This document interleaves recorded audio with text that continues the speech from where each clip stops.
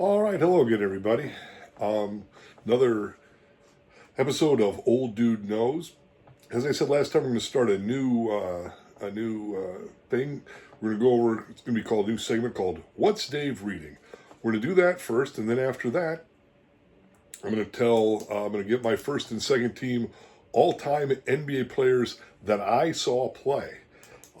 So we'll talk about what you have to do to count as somebody that I saw play.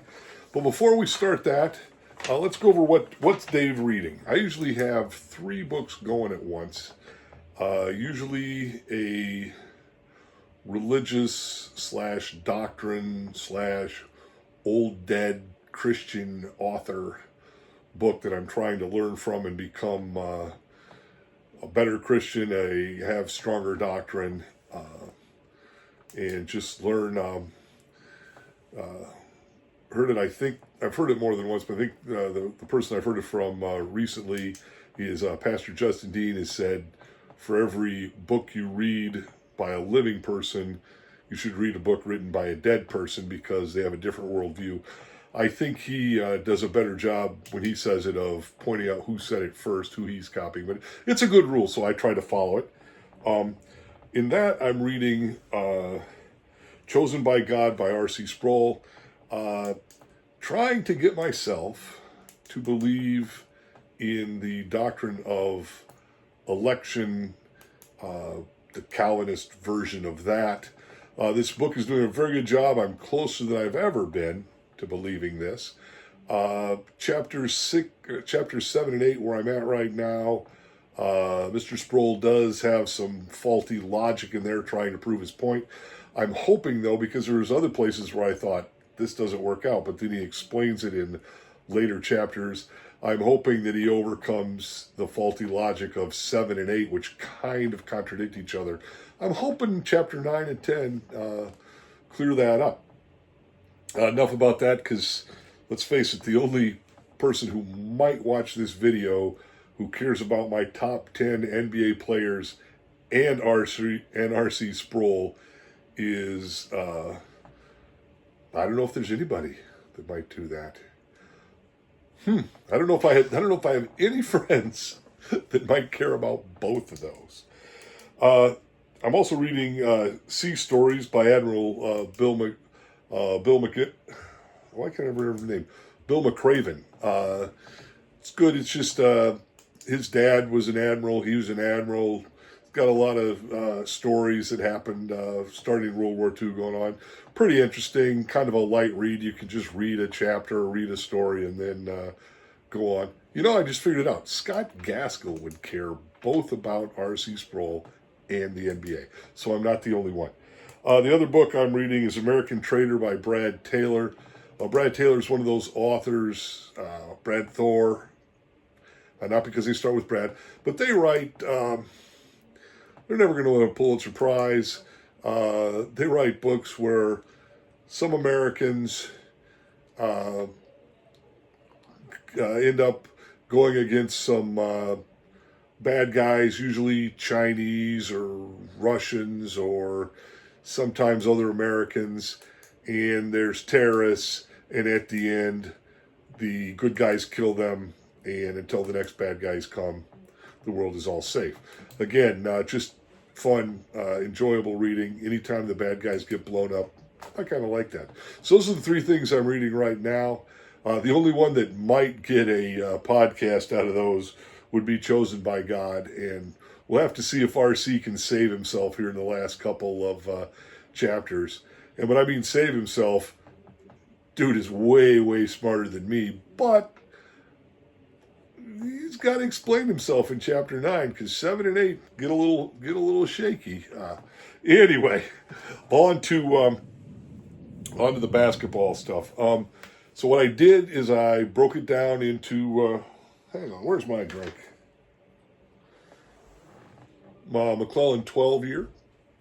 Thank you, Old Daddy Slick Breeze Mick Cutmas. I got this for my birthday. Very good. If you can afford McClellan 18, have me over.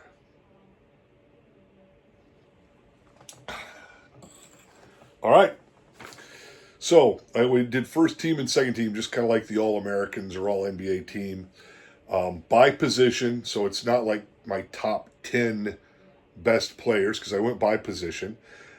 Not only did I do offensive stats, which is what only most people look at, I held defense in regard here. Also, your ability to win. And do you make other people on your team better? That also added into the rankings. So without further ado, players that I saw. I actually very slightly remember, Wilt Chamberlain playing, and he wore one of those headbands like my dad would wear when he was painting or something. But I barely remember him, so Wilt Chamberlain did not make the team because I did not count as I saw him play at his prime. Obviously, I did not see Bill Russell play, Bob Cousy, so they were ineligible to make this team.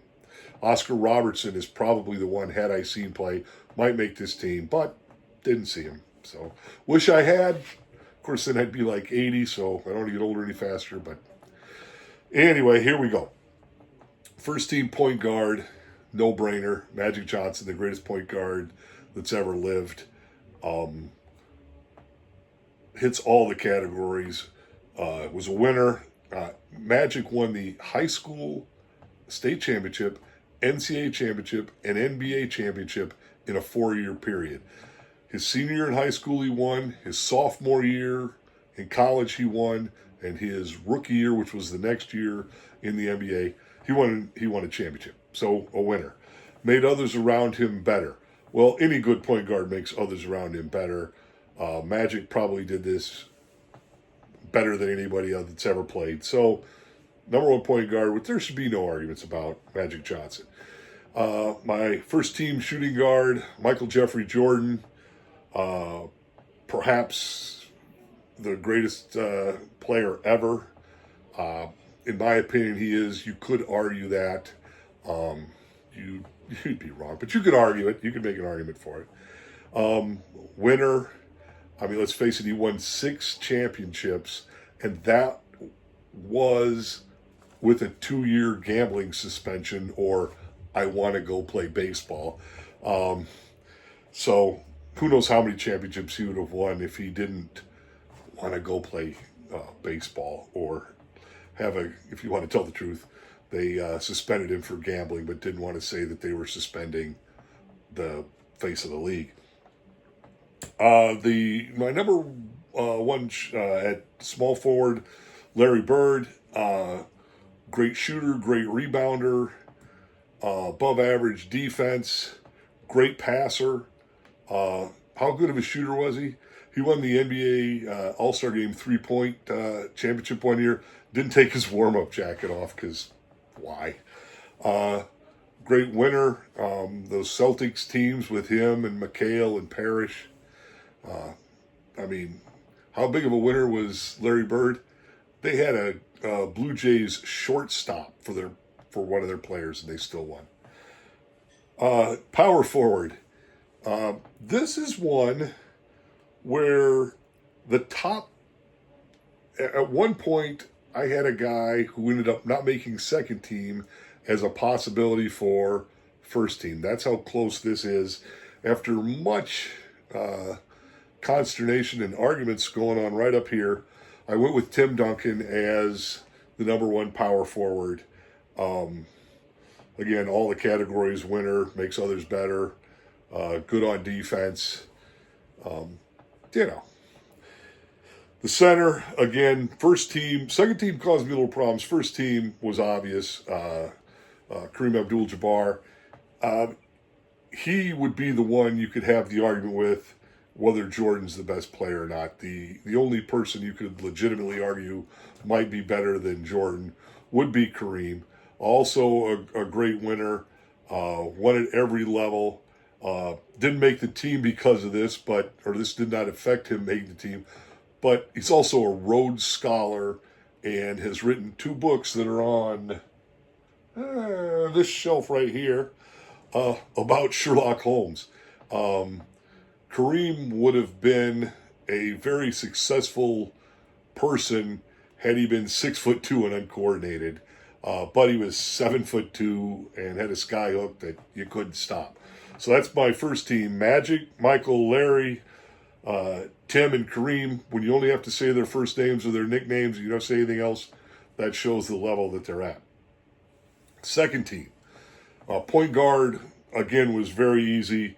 There's only been one point guard better than this guy. This guy is solidly the second best point guard ever, Isaiah Thomas.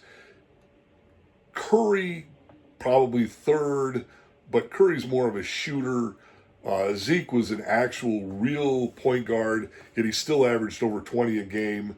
One of the only players, I think the Pistons are the only team to beat the Larry Bird Celtics, the Magic Johnson Lakers, and the Michael Jordan Bulls in a 7-game series. He was the ultimate leader and winner, and also great stats. Shooting guard on the second team, of course, is Kobe. Kobe would probably be in my top 5 if we were just listing not by team, but he plays the same position Mike played, so he's on the second team. Second team, small forward, LeBron James. LeBron, obviously a very, very good basketball player, the second best shooting small forward I've ever seen. Freak athlete. Yeah, there's some minor holes in his game. Yeah, he went chasing championships, which kind of, in my mind, puts him down a little bit behind Larry. But think of the pressure on this kid. I mean, he's not a kid anymore, but when he was a sophomore in high school, he was going to be the next great player. In my lifetime, how many times there's been a baseball player or a basketball player or a hockey player that at 16 they said, this is going to be the best guy ever. And only twice have people come through at anywhere near that level. And it's LeBron and Wayne Gretzky. So LeBron has had pressure on him since he's 16. Seems to be a really good dude. I mean, he whines a lot on the court. He falls down a lot on the court. But never, again, this didn't help him make second team, but never heard him cheating on his wife, doing drugs, anything like that. Gives back to his community, which has nothing to do with him making the second team. That was all his basketball playing. But I think he's too many younger people think he's the greatest ever. That's just wrong. But too many older people try to cut him down when look what this guy's gone through and how he's handled himself. I have nothing but respect for LeBron. Power forward, again, like I said, the guy who ended up on second team was given thought for first team, was given thought for not being on the team. The other two, besides Tim, were I had KD, KG, and Dirk Nowitzki for this spot. I ended up going with Kevin Garnett just because his defense was better than the other two. Let's face it, I would take any of those 4 guys as my power forward. But second team power forward on the all-Dave team is Kevin Garnett. Center, I kind of went back and forth between 2 people, Hakeem Olajuwon and Moses Malone. And I went with Hakeem, just the eye test. Again, I would take a prime Moses Malone or a prime Hakeem as my center anytime. But to me, Hakeem's slightly better. So there you go, my first team, my second team. And then as I'm looking at it, I thought, especially with Dirk and Hakeem and all the players coming over from Europe now, just occurred to me, what's the all non-American NBA team? And just to let you know, I counted Tim Duncan as an American because he was born in the American Virgin Islands, so he did not make the team on a technicality.